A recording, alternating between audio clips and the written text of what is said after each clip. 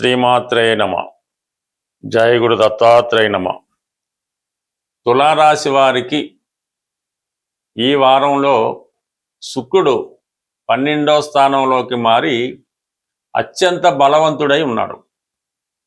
అంటే ఏదైనా ఒక గ్రహం తన ప్రయాణంలో స్వక్షేత్రానికి, అది మూల త్రికోణ స్థానానికి వెళ్తున్న సమయంలో, అంటే తన స్వక్షేత్రానికి ముందు రాశిలో చాలా బలవంతుడై ఉత్సాహంగా పనిచేయడం జరుగుతూ ఉంటుంది. అంటే నిజానికి 12వ స్థానంలో శుక్రుడు నీచ స్థితి అయినప్పటికీ కూడా జాతకుడికి సౌకర్యాలు ఇవ్వడంలో ఏమాత్రం కూడా తగ్గే అవకాశం ఉండదు. అయితే కొద్దిగా ఆనందం సౌకర్యాల్లో కొద్దిగా లో కేటగిరీ ఉండే అవకాశం ఉండదు. ఏదేమైనప్పుడు కూడా ఈ తులారాశి వారు, మీరు సినిమా రంగంలో ఉన్న, సెలబ్రిటీ రంగంలో ఉన్న, మీడియా రంగంలో ఉన్న, మంచి మంచి అవకాశాలు మీకు రావడం జరుగుతుంది. మీకు వచ్చిన అవకాశాన్ని సద్వినియోగపరుచుకుంటూనే మీరు సంపాదించిన ధనాన్ని కొంతవరకు మీ యొక్క అవసరాలకో, ఎంటర్టైన్మెంట్కో, బలహీనతలకో, వ్యసనాలకో ఖర్చు పెట్టే అవకాశం ఉంది.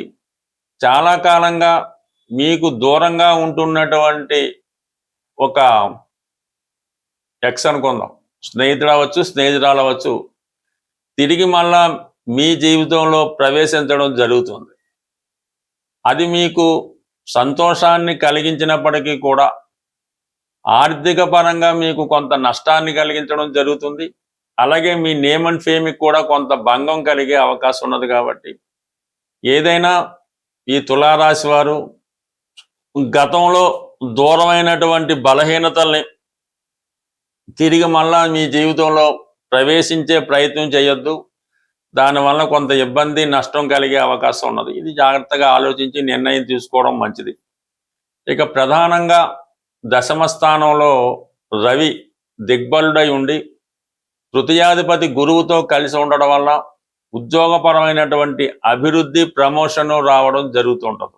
ఇది ప్రభుత్వ ఉద్యోగులకి, అలాగే న్యాయవాది వృత్తిలో ఉన్న వాళ్ళకి, లేదంటే ఉపాధ్యాయులకి, అలాగే పండితులకి, ఎవరికైనా సరే వారు వ్యక్తిగత ప్రతిష్ట పెరుగుతుంది, హోదా పెరుగుతుంది, కొంత చేంజ్ కూడా రావడం జరుగుతుంది. బట్ డిమాండింగ్గా ఉంటుంది. దశమలో మనకి ఎప్పుడైతే రవి దిగ్బలుడై ఉన్నాడో చాలా పెర్ఫెక్ట్గా మీరు వ్యవహరిస్తుంటారు.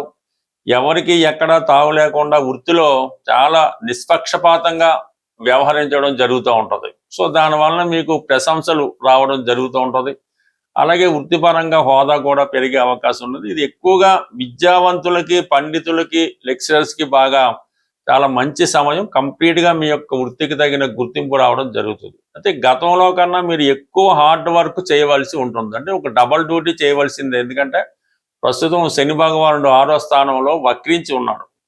ఇప్పటికే ఒక మంచి అవకాశం ఉంది. దాన్ని మరింత అభివృద్ధి పరుచుకునే విధంగా మరొక అవకాశం, అంటే ఇంకొక పదవి లాంటిదో, ఒక హోదాయో, ఒక బాధ్యత మీకు రావడం వల్ల మీరు మరింత ఎక్కువ కష్టపడవలసి ఉంటుంది. అంటే ఈ విషయంలో కొంత ఆరోగ్యపరంగా కూడా కొంత జాగ్రత్త పెట్టుకోవడం మంచిది. అది మీ యొక్క స్టామినాను బట్టి, మీ యొక్క వయసును బట్టి కూడా దృష్టిలో పెట్టుకొని మీరు కష్టపడి పనిచేయవలసి ఉంటుంది. దాని ప్రతిఫలం కంపల్సరిగా మీరు పొందడం జరుగుతూ ఉంటుంది. బట్ ఏదైనా ఇవన్నీ అనుకూలంగా ఉన్నప్పటికీ కూడా పంచమ స్థానంలో ఉన్నటువంటి రాహు ఏదో ఒక బలహీనత వల్ల, స్పెక్యులేషన్ వల్ల నష్టపోవడం జరుగుతుంది.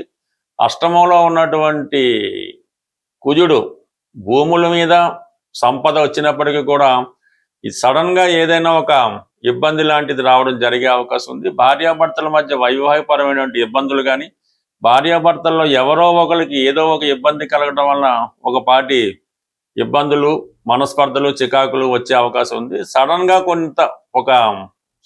ఒక వార్త మిమ్మల్ని కలవరపెట్టే అవకాశం ఉంటుంది. గురు పౌర్ణమి సందర్భంగా మన పరిహారాల్లో మనం ప్రతి వారం చెప్తున్నట్టుగానే ఈ వారం మీకు గురుగ్రహ అనుగ్రహం కోసం, అంటే గురువు యొక్క అనుగ్రహం ఉంటే, అంటే మన జాతకంలో గురు బలంగా ఉంటే సంతానం మంచి అభివృద్ధిలోకి రావడం, సత్సంతానం కలగడం, ధన విషయంలో ఎప్పుడూ కూడా లోటు లేకుండా ధనయోగం పొందడం, అలాగే మంచి జ్ఞానం, దైవభక్తి, సంస్కారం ఇవన్నీ కూడా మనకి గురువు యొక్క బలాన్ని బట్టే రావడం జరుగుతూ ఉంటుంది. మనం జాతకంలో ఉన్నటువంటి గురువు యొక్క బలాన్ని పెంచుకోవాలంటే ఈవెన్ స్త్రీలు పెళ్ళవ్వాలన్నా కూడా గురుబలం తప్పనిసరి. కాబట్టి గురువు యొక్క యంత్రం అంటే మా గురువు గారు అయినటువంటి ఈ గురు యంత్రాన్ని అప్పుడు గురు పూజ సందర్భంగా సుమారు ఒక 25 సంవత్సరాల క్రితం మాకు ఇవ్వడం జరిగింది. ఆ గురు యంత్రాన్ని ఇప్పుడు మీకు ఈ గురు పూజ సందర్భంగా మీకు ఇవ్వడం జరుగుతుంది. మీరు ఈ గురువు యొక్క యంత్రాన్ని స్వయంగా పసుపు రంగు పేపర్ మీద, అంటే ఎల్లో కలర్ పేపర్ తీసుకున్నా పర్వాలేదు, లేదంటే వైట్ పేపర్ మీద శుభ్రంగా పసుపు రాసి ఆ పసుపు రంగా తయారు చేసి దాని మీద ఎరుపు రంగు సిరాతో, లేదంటే మీకు రాయడానికి వీలైతే ఎరుపు రంగు సింధూరంతో కానీ దాంతో కానీ ఈ 9 గడులు యంత్రాన్ని తయారు చేసి అందులో ఈ యంత్రంలో చూపిన విధంగా అంకెలు వేయవలసి ఉంటుంది. అది మీరు స్వయంగా వేయవలసి ఉంటుంది.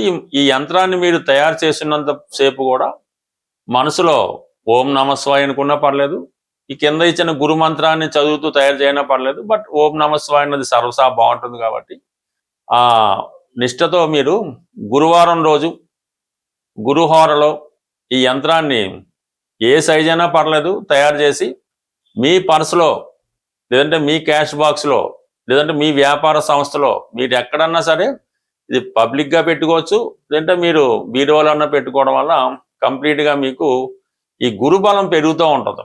ఈ గురుబలం పెరగడం వల్ల ఆటోమేటిక్గా మీకు ఈ స్త్రీలకు సౌభాగ్యయోగం కానీ, సంతాన యోగం కానీ, మగవాళ్ళకి ధనయోగం కానీ, ముందు మంచి జ్ఞానం ఇవన్నీ కూడా లభించడం జరుగుతూ ఉంటుంది. సో ఇది ఈ యంత్రానికి మీరు ఏదైనా ఈ బెల్లం కానీ, అరటిపండు కానీ, అంటే నైవేద్యం పెట్టక్కర్లేదు, అక్కడ పెట్టి దాన్ని ఆవుకు పెట్టవలసి ఉంటుంది. శనగలు కానీ అంటే ఈ యంత్రానికి సమర్పించినట్టు సమర్పించి ఆవుకు పెట్టాలన్నమాట. ఆ విధంగా పెట్టడం వల్ల మీకు ఒకేసారి ఎవరికి కూడా ఫలితం ఇవ్వదు. నెమ్మదిగా మీకు వారం ఈ అభివృద్ధి కలుగుతూ ఉంటుంది. బట్ ఏదైనా ఇప్పుడు ఈ గురువు మనకి ఉచ్చులో ఉన్నాడు కాబట్టి ఈ ఫలితం మరింత తొందరగా పొందే అవకాశం ఉంది. ఖచ్చితంగా ప్రయత్నం చేయండి. మీరు ఫలితం మీరే చూసి ఆశ్చర్యపోతారు. మనం ప్రతి సంవత్సరం మా సంస్థ జ్యోతిష విజ్ఞాన కేంద్రం తెలంగాణ, హైదరాబాద్ వారి ఆధ్వర్యంలో ఈ గురు పూజ అన్నది నిర్వహించడం జరుగుతూ ఉంటుంది.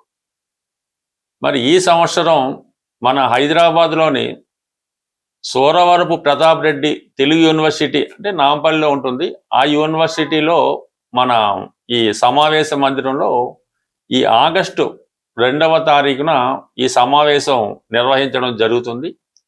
ఇది సుమారుగా ఉదయం 10 గంటల నుంచి సాయంకాలం 5 గంటల వరకు జరుగుతుంది. ఇందులో మీకు ప్రముఖ వ్యక్తులు ఆహ్వాన పత్రికలో చూపించినట్టు వాళ్ళు వారి జీవితంలో కనిపెట్టినటువంటివి, పరిశోధించినటువంటి ముఖ్యమైన విషయాలు ప్రసంగ రూపంలో, అంటే ఒక విద్యార్థికి గురువు చెప్పిన విధంగా వాళ్ళు మీకు కొన్ని రహస్యాలు చెప్పడం జరుగుతుంది. చివరిగా మేము ఎంచుకున్నటువంటి ఈ సంవత్సరం గురువు గారికి సత్కరించడం కూడా జరుగుతుంటుంది. మరి ఎవరైతే ప్రతినిత్యం మా ఈ సమావేశాలకు హాజరవుతుంటారో వాళ్ళు ఎక్కడున్నా సరే తప్పకుండా ఈ సమావేశానికి ఆగస్టు 2వ తారీఖున తప్పకుండా విచ్చేసి ఈ గురువుల యొక్క వాళ్ళు ఇచ్చినటువంటి ప్రసంగాలను ఆస్వాదించి ఈ సభని విజయవంతం చేస్తారని ఆశిస్తూ స్వస్తి.